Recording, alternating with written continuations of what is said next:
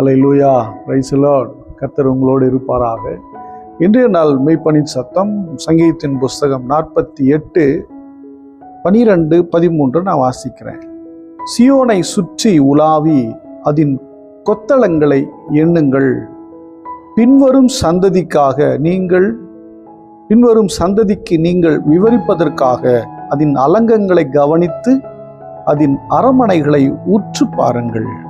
அல்லேலூயா. சியோனை சுற்றி உலாவி அதன் கொத்தளங்களை எண்ணுங்கள். இது ஒரு சின்ன சின்ன கோபுரங்கள், சியோனை சுற்றி கட்டப்பட்ட சில கோபுரங்கள். இதை நீங்கள் எண்ணுங்க.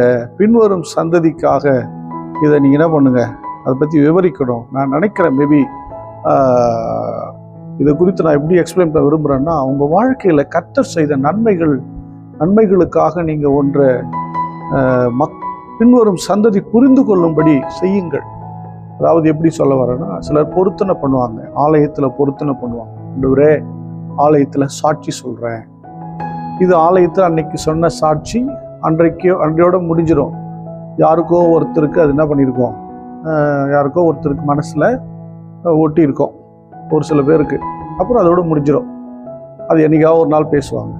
அதே போல் ஆகாரம் கொடுக்கறது, சாப்பாடு கொடுத்து அன்றைக்கி சாப்பிட்டுட்டு நல்லா இருந்துச்சுன்னா நல்லா அடிச்சு போயிடுவோம், பரவாயில்ல அப்படி சொல்லிட்டு போயிடுவாங்க. ஆனால் ஆலயங்களில் சில பொருளை வாங்கி, இதை நான் இந்த காரியத்திற்கென்று கர்த்தரத்தில் பொருத்தனை பண்ணேன், கர்த்தர் அதை செய்தார் என்று சொல்லி ஆலயத்தில் வைக்கிறோம் தெரியுமா.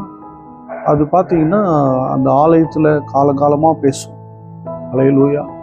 ஆலயத்திற்கு வாங்கி கொடுக்குற பொருட்கள் அல்லது ஊழியத்திற்கு வாங்கி கொடுக்குற வாகனங்கள், ஊழியத்துக்கு நீங்கள் கூட வாங்கி கொடுக்கலாம். ஊழியத்துக்கு பைக் வாங்கி கொடுக்கலாம், கார் வாங்கி கொடுக்கலாம், வேன் வாங்கி கொடுக்கலாம். ஆமாம், ஒரு 4 பேர் சேர்ந்து வேன் வாங்கி கொடுக்கலாம். இப்படி நிறைய செய்யலாம் பாருங்கள். அதே போல் உங்கள் வீட்டில் வைக்கிற பொருள் நீங்கள் ஞாபகார்த்தமாக கர்த்தர் இந்த காலகட்டத்தில் கர்த்தர் இதை எங்களுக்கு வாங்க உதவி செய்ய ஜெபித்து அதை வாங்கி நீங்கள் வீட்டில் வைங்க. ஏன்னா அது சொல்லணும் பிள்ளைகிட்ட, இந்த காலகட்டத்தில் இதை வாங்கணும், கர்த்தர் இதை செய்தபடியினால் வாங்கணும். ஒரு நன்றி உள்ள இருதயத்தோட நினைக்கிற ஒரு அனுபவம். அல்லேலூயா. பின்வரும் சந்ததி அதை என்ன பண்ணிக்கணும்னா புரிஞ்சிக்கணும்ல, தெரிஞ்சிக்கணும்ல. ஆண்டவர் இஸ்ரேல் மக்களுக்கு சொல்றாரு, நீங்க யோர்தானை கடக்கும்போது இங்கே 12 கற்களை நீங்க நட்டு வைங்கிறார். அதே போலதான் சியோனை சுற்றி கொத்தளங்களை கட்டுங்க. சின்ன சின்ன கொத்தளங்கள். இது எப்படி நான் நினைக்கிறேன், மேபி அந்த சின்ன சின்ன குருசைட் மாதிரி, இந்த குருசடின்னு சொல்லுவாங்க பாருங்க, அது மாதிரி அங்கே போனால் ஒரு ஞாபகம், ஒரு காரியத்தை அங்கே வச்சுருப்பாங்க. அதே போல் இஸ்ரேல் மக்களுக்கு யோர்தான் கரையண்டையில் 12, ஏன்னா இந்த யோர்தானை கர்த்தர் தான் கடந்து வர செய்தாருன்னு பிற்காலங்களில் உன் பிள்ளைக்கு நீ சொல்லணும், உங்கள் பிள்ளைங்களுக்கு சொல்லணும்னு ஆண்டவர் சொல்கிறார்.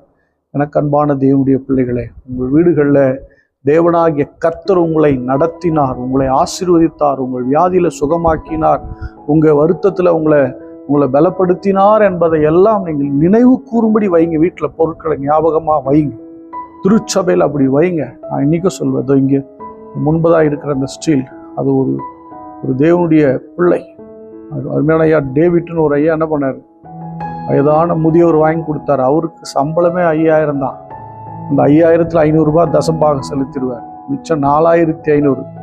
அதை சேர்த்து வச்சு அந்த மனுஷன், அந்த தேவனுடைய மனுஷன்னே சொல்லலாம், என்ன இருக்கு, அவர் அதை வாங்கி நான் தான் வாங்கி கொடுப்பேன், வேற யாருக்கும் நான் பங்கு கிடையாது அப்படின்னு வாங்கி போட்டேன். 84 வயதில் மரித்தார்.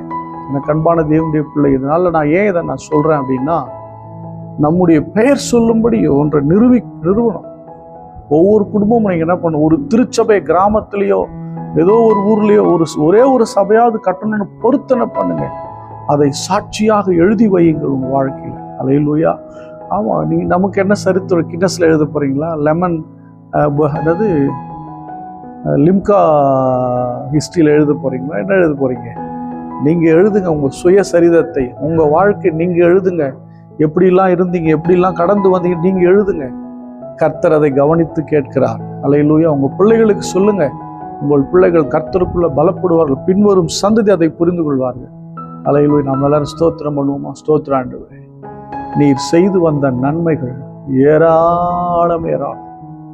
நீர் நடத்தி வந்த பாதைகள் மிகவும் அற்புதமான பாதைகள், அதிசயமான பாதைகள். அழகான பாதை. எத்தனை ஆண்டவரே பிரச்சனைகளை கடந்து வர செய்திருக்கு, அதற்காக ஸ்தோத்திரம் ஸ்தோத்திரம். எத்தனை சோதனைகளை கடந்து வர செய்து, எத்தனை இழப்புகளை நீ சந்தித்து ஜெயிக்க செய்திருப்பா. ஸ்தோத்திரம் ஸ்தோத்திரம். பரிசுத்த பிதாவே, உங்களுடைய பிள்ளைகள் பார்க்கிற உங்களுடைய பிள்ளைகள் தங்கள் வாழ்க்கையில ஆண்டவரை சரித்திரம் எழுதுகிறவர்களாக மாற்றுங்க ஆண்டவரே. ஒவ்வொன்றையும் நினைத்து தேவனை துதித்து குடும்பமாய் உம்மை உயர்த்துகிற பிள்ளைகளாய் இருப்பார்களா. உங்களுடைய கரத்துல ஒப்பு கொடுத்து ஜெபிக்கிறேன். ஆசீர்வதிங்க.